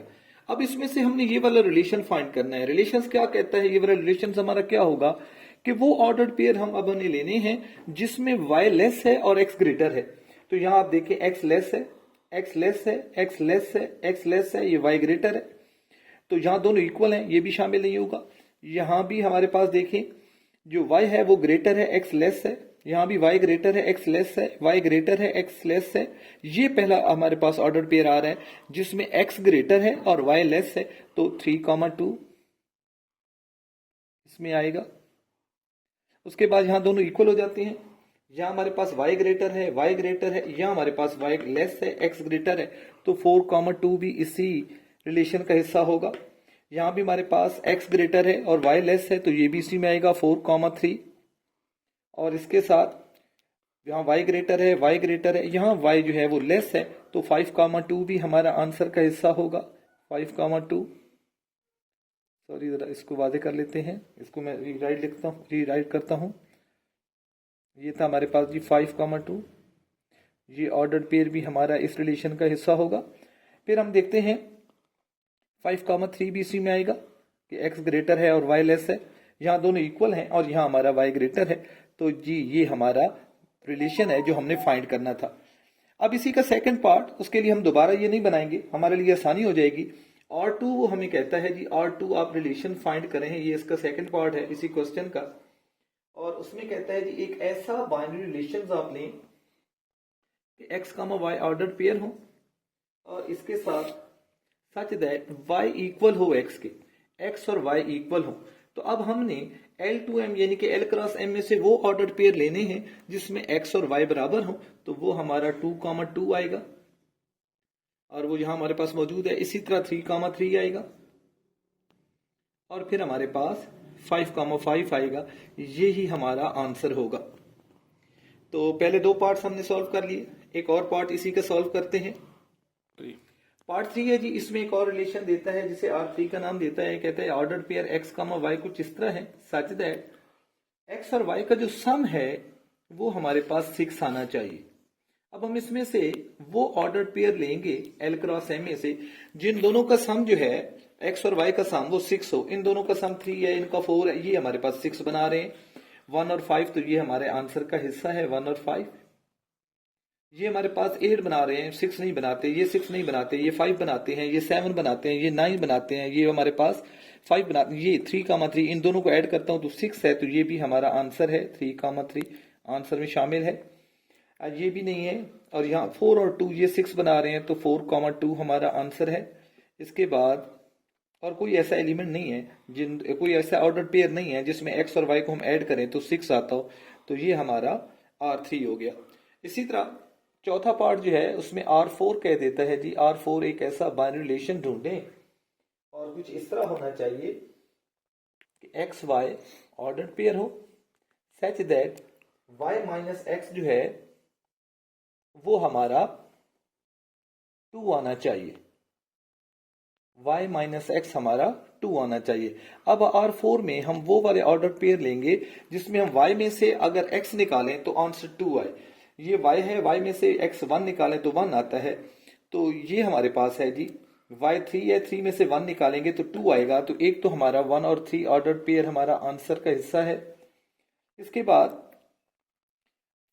5 में से 2 निकालेंगे तो 3 आएगा, और हमारे पास कोई 5 में से 3 जाएंगे तो 2 आएगा, तो ये एलिमेंट हमारे पास, ये ऑर्डर पेयर भी हमारा आंसर का हिस्सा है 5,3।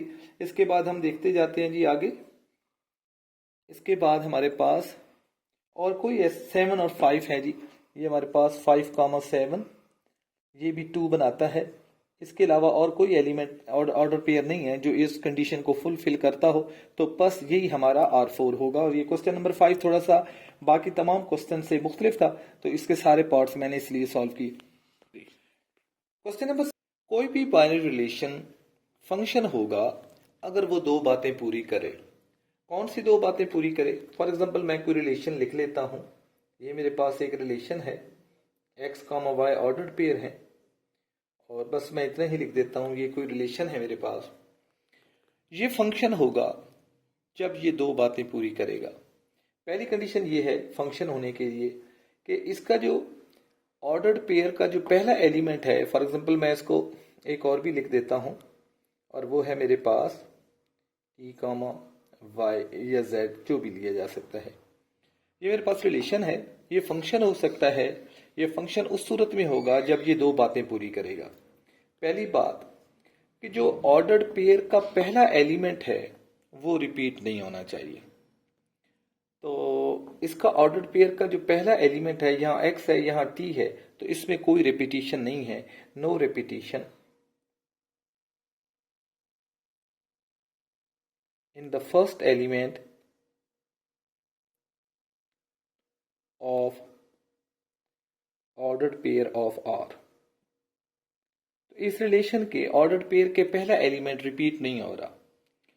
दूसरी भी इसकी कंडीशन है कि इसका जो पहला एलिमेंट है जहां से हमने रिलेशन लिया है, फॉर एग्जांपल रिलेशन हमने A क्रॉस B से लिया है, तो इसकी जो डोमेन है वो सेट A की इक्वल आनी चाहिए। इसको आप पहली कंडीशन कह दें, इसे सेकंड कह दें, तरतीब हम दे सकते हैं। तो डोमेन जो है वो डोमेन ऑफ R वो इक्वल होनी चाहिए। अगर A क्रॉस B है तो A की इक्वल होनी चाहिए, अगर B क्रॉस A है तो B की इक्वल होनी चाहिए, अगर हमारे पास L क्रॉस M में से ये रिलेशन लिया गया है तो फिर L की इक्वल होनी चाहिए। तो जो फर्स्ट सेट आ रहा होता है उसकी इक्वल होनी चाहिए। अगर ये दो बातें पूरी होंगी तो फिर ये हमारा दिया गया रिलेशन जो है ये फंक्शन होगा। जब ये फंक्शन होगा फिर उसकी टाइप्स के बारे में जाते हैं कि इसकी कौन कौन सी टाइप्स हो सकती हैं। तो फंक्शन होने के लिए हमारे पास फिर इसकी 3 टाइप्स रह जाती हैं। एक है हमारे पास इनटू फंक्शन, एक है हमारे पास ऑन टू फंक्शन, और एक है हमारे पास 1-to-1 ऑन टू फंक्शन, या हम इसको बाइजेक्टिव फंक्शन भी कहते हैं। तो इन सब बातों को मैं पहले एक एग्जांपल से आपको समझाता हूं। हम एक A क्रॉस B में से रिलेशन लेते हैं, उसको चेक करते हैं क्या वो फंक्शन है या नहीं है, और अगर वो फंक्शन है तो किस किस्म का है। तो इसके लिए हम 2-3 मिसालें बना लेते हैं, उसके बाद हम एक्सरसाइज के क्वेश्चन की तरफ आएंगे।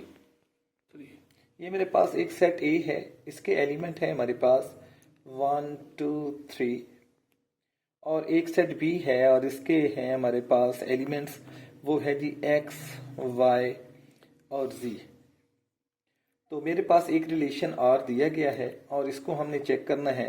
इसके ऑर्डर्ड पेयर हैं 1 और X, 2 और Y, 3 और Y। इसको पहले मैं चेक करूंगा क्या ये मेरा फंक्शन है।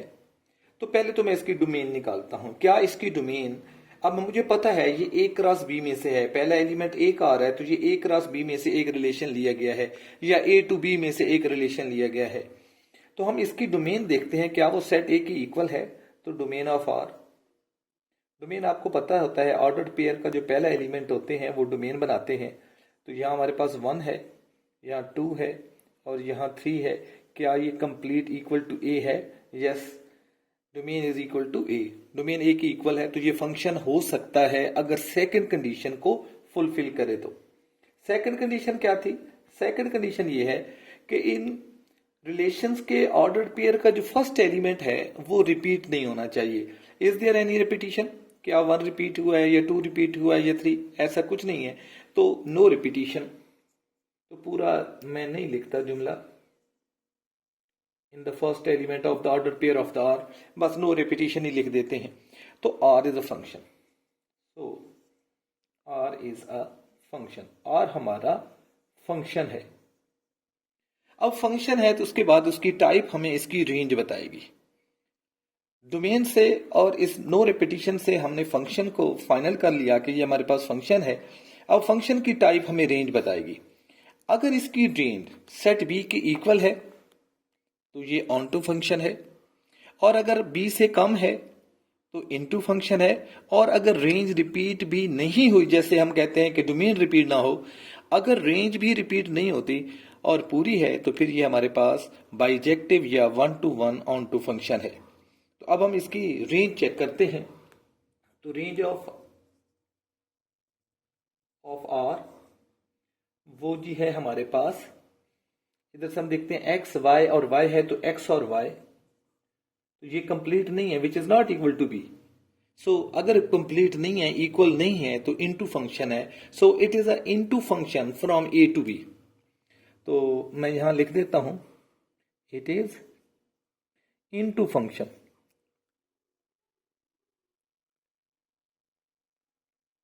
From A to B. ये ए से बी की तरफ एक इनटू फंक्शन है।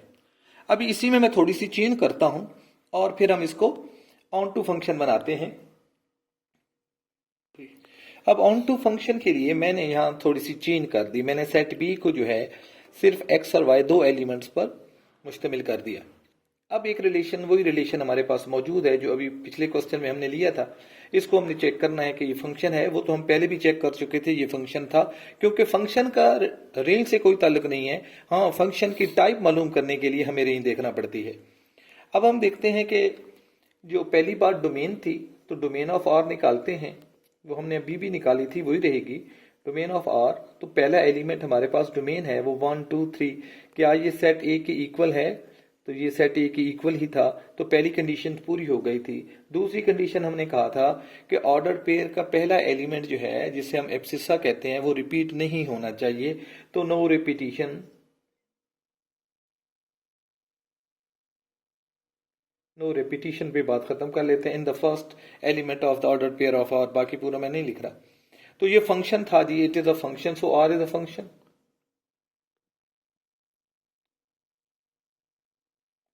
और हमारा फंक्शन है। अब फंक्शन की टाइप बतानी है हमने, तो वो रेंज बताएगी। इस मर्तबा जब हम रेंज लेते हैं आर की, तो रेंज हमारे पास आती है एक्स वाई और वाई, तो एक्स और वाई। क्या ये सेट बी की इक्वल है? अब इस मर्तबा ये सेट बी की इक्वल है, लेकिन रेंज रिपीट हो गई है। ये रेंज बी के इक्वल है तो ऑन टू है। अगर ये रिपीट ना होती तो फिर ये 1 to 1 या बाइजेक्टिव होता। अब ये हमारे पास it is onto function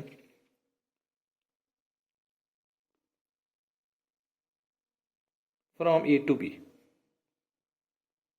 तो ये हमारे पास ऑन टू फंक्शन है ए से बी की जानिब। अब हम 1 to 1 के लिए इसमें थोड़ी सी चेंज कर लेते हैं कि हम यहाँ बी के अंदर एलिमेंट एक तीसरा भी ले आते हैं जो कि z है, छोटा z लेंगे, और यहाँ y की जगह मैं उसको z कर देता हूँ।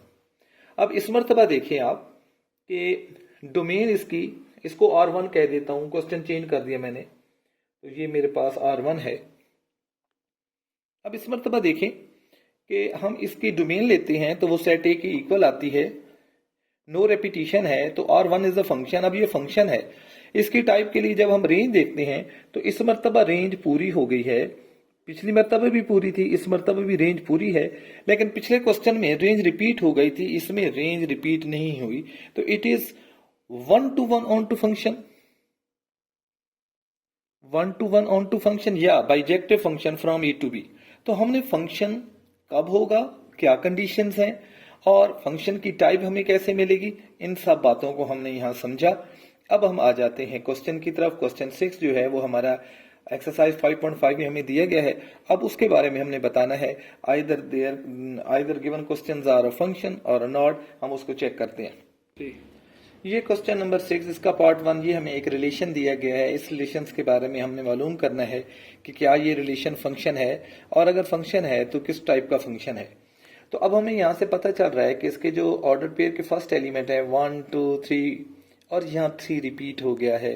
तो ऑर्डर पेयर का पहला एलिमेंट रिपीट हो गया है, ये फंक्शन ही नहीं है। जब फंक्शन नहीं है तो फिर इसकी टाइप भी हमारे पास नहीं होगी। It is not a function, ये फंक्शन नहीं है। रीजन क्या है? Because first element of the order pair of R1 is repeated। ये हमारे पास रिपीट हो गया है तो ये फंक्शन नहीं है। तो जब फंक्शन नहीं है तो आगे इसकी टाइप तो फिर हो ही नहीं सकती। एक और फंक्शन हमें R2 दिया गया है, इसमें भी वही है, हमारे पास एलिमेंट 1 और 1, 2 और 2, 3 और 3 और 4 और 4। अब हमें इसको चेक करना है क्या ये फंक्शन है या नहीं है। अब हम यहाँ से हमें पता चल रहा है कि ये सेट के एलिमेंट 1 2 3 4 और दूसरा एलिमेंट सेट भी यही है। अगर ए हमारे पास 1 2 3 4 है तो बी भी यही है 1 2 3 4। तो ये असल में हमारे पास ए क्रॉस ए में से लिया गया है, और सेट ए जो है उसके एलिमेंट हमें पहला एलिमेंट सेट ए में से होगा तो 1 2 3 4 है। तो ए क्रॉस ए में से ये एक रिलेशन लिया गया है और इसको चेक करना है क्या ये फंक्शन है या नहीं है। अब जब ये ए क्रॉस ए में से लिया गया है तो पहले हम इसकी डोमेन चेक करेंगे और उसको इक्वल होना चाहिए सेट ए के। फिर हमने रिपीटिशन चेक करनी है और उसके बाद जब हम इसकी रेंज निकालेंगे तो रेंज भी फिर सेट ए से ही चेक करेंगे, क्योंकि ये ए क्रॉस ए से ही लिया गया है, दूसरा सेट भी वही ए ही है। तो पहला पॉइंट लेते हैं जी, डोमेन ऑफ R2 निकालते हैं। तो इस रिलेशन जो हमें दिया गया है इसकी डोमेन हमारे पास 1 2 3 4 है। क्या ये सेट ए की इक्वल है? Yes, it is equal to set A. हमारा सेट ए यही बनेगा। सेकंड कंडीशन जी थी हमारी कि ऑर्डर पेयर का फर्स्ट एलिमेंट जो है वो रिपीट नहीं होना चाहिए, तो नो रिपीटिशन जी, रिपीटिशन नहीं है जी। सो R2 इज अ फंक्शन। अब R2 जो है वो हमारा फंक्शन है। फंक्शन तो ये हो गया है, अब ये किस किस्म का फंक्शन है उसके लिए हमें इसकी रेंज देखना पड़ेगी। इसकी रेंज हमें बताएगी इसकी टाइप। तो रेंज ऑफ R2 निकालते हैं जी। रेंज ऑफ R2 जो है वो हमारे पास 1 2 3, सेकेंड एलिमेंट लेना है y वाला, 1 2 3 4। अब इसको भी देखें क्या ये सेट ए के इक्वल है, क्योंकि ये ए क्रॉस ए में से लिया गया तो इसकी रेंज को भी फिर हम सेट ए से ही चेक करेंगे जी। उसकी इक्वल है ऑन टू, तो ये हो गया है। अब चेक करते हैं क्या रेंज रिपीट तो नहीं हुई। रेंज बिल्कुल रिपीट नहीं हुई, तो ये 1 to 1 ऑन टू फंक्शन है, या हम इसको बाइजेक्टिव फंक्शन भी कह सकते हैं। It is so R2 is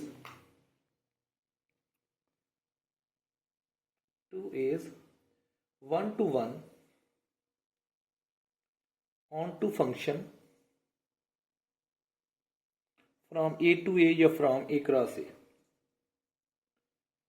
तो ये सेकंड पार्ट हमने सॉल्व कर लिया। थर्ड की तरफ चलते हैं। अब जी एक और फंक्शन हमें दिया गया है, ये R3 है हमारे पास। इसके एलिमेंट, ऑर्डर पेयर के एलिमेंट जरा चेक करें, 1 2 3 और 3। तो ये हमारे पास एलिमेंट। अब इस फंक्शन में देखें तो हमारे पास जो फर्स्ट एलिमेंट है ऑर्डर पेयर का वो ये 3 रिपीट हो गया है, तो इसमें रिपीटिशन है, तो हमारे पास ये फंक्शन ही नहीं है। जब ये फंक्शन नहीं है तो फिर इसकी टाइप भी कोई नहीं है। तो इसको जब हम लिखेंगे तो हम लिखेंगे first element of the order pair of R3 is repeated, so it is not a function। ये हमारे पास फंक्शन ही नहीं है। नेक्स्ट पार्ट की तरफ चलते हैं जी। एक और रिलेशन हमें दिया गया है जी R4, ये इसका फोर्थ पार्ट है। इसमें हमें कहता है जी इसके बारे में बताइए क्या ये फंक्शन है, और अगर ये फंक्शन है तो फिर किस टाइप का है। तो आप देखें जी इसका first element B C D, इसका मतलब है एक सेट ऐसा है जिसके एलिमेंट बी सी और डी है, और सेकंड एलिमेंट हमारे पास ऐसा है जिसका सिर्फ एक ही एलिमेंट है जो कि ए है। तो फॉर एग्जांपल अगर हम इसको एल कह दें और ये एल के एलिमेंट हम ले लें बी सी और डी, और कोई सेट एम ले लेते हैं और उसके एलिमेंट हम ए ले लेते हैं। अब हम इसको चेक करते हैं क्या ये फंक्शन है या नहीं है। तो उस तरह हम दोनों बातें चेक करेंगे जैसे पहले चेक करते आ रहे हैं। तो डोमेन ऑफ और 4 लेते हैं। तो डोमेन में हमारे पास पहला एलिमेंट है वो ये है जी बी सी और डी, और इसको इक्वल होना चाहिए हमारे सेट एल के, तो ये एल के इक्वल है। तो फिर इसकी रिपीटिशन चेक करते हैं। तो पहला एलिमेंट रिपीट नहीं होगा, तो हम लिखते हैं जी नो रिपीटिशन, पहला एलिमेंट कोई रिपीटिशन नहीं हो। सो R4 is a function, R4 हमारा फंक्शन है। अब फंक्शन की टाइप देखने के लिए हम इसकी रेंज लेते हैं, रेंज ऑफ R4। तो अब हमें पता चलेगा इसकी रेंज एक ही एलिमेंट है जो कि इक्वल है सेट M के। तो इट इज, रेंज भी पूरी हो गई लेकिन रिपीट हो रही है, तो बस 1 to 1 नहीं होगा, ये ऑन टू फंक्शन होगा। It is onto function from L to M। ये L to M हमारा एक ऑन टू फंक्शन है। अब ये एक क्वेश्चन दिया गया, इसका एक पार्ट 7 पार्ट था जिसमें वो हमें रिलेशन नंबर 7 देता है और इस तरह देता है कि ये 1 जो है वो R के साथ है, ऑर्डर पेयर बना रहा है, 3 जो है वो P के साथ ऑर्डर पेयर बना रहा है, और 5 जो है वो S के साथ ऑर्डर पेयर बना रहा है, और Q जो है वो किसी के साथ ऑर्डर पेयर नहीं बना रहा। तो उसी तरह हम पहले देखेंगे क्या हमारा डोमेन पूरी हो रही है। अब डोमेन हमारे इस सेट के साथ चेक करनी है। तो डोमेन ये 1 3 5 तीनों यूज हो रहे हैं, तीनों ऑर्डर पेयर में आ रहे हैं, तो इसकी डोमेन पूरी है। तो इसको अगर मैं सेट ए कह दूं और इसे बी कह दूं, तो हम लिखते हैं डोमेन ऑफ R7 की जो डोमेन है वो हमारे पास 1 3 और 5 है, और वो इक्वल है सेट ए के। और रिपीटिशन, कोई रिपीटिशन नहीं हो रही, न 1 रिपीट हुआ है, न 3 रिपीट हुआ है, न 5 रिपीट हुए, नो रिपीटिशन। तो रिपीटिशन भी हमारे पास नहीं है। सो R7 इज अ फंक्शन। अब ये फंक्शन तो है, इसकी टाइप के लिए हम रेंज लेंगे और रेंज हमें मिलेगी ऑफ R7। तो रेंज हमारे पास आ रही है जी P R और S। तो अब ये इक्वल नहीं है हमारे पास सेट B के, तो उससे कम है, तो ये इनटू फंक्शन है from A to B। It is a into function. अगर रेंज पूरी नहीं है तो वो इनटू होता है। It is a into function from A to B। तो इस तरह बेटा मैंने आज आपको फंक्शंस, उसकी टाइप्स एक अच्छे अंदाज में एग्जांपल लेके पहले समझाया, और फिर हमने क्वेश्चन नंबर 6 को सॉल्व किया। उम्मीद है कि आपने इसको अच्छी तरह समझा होगा। Thank you. Allah Hafiz.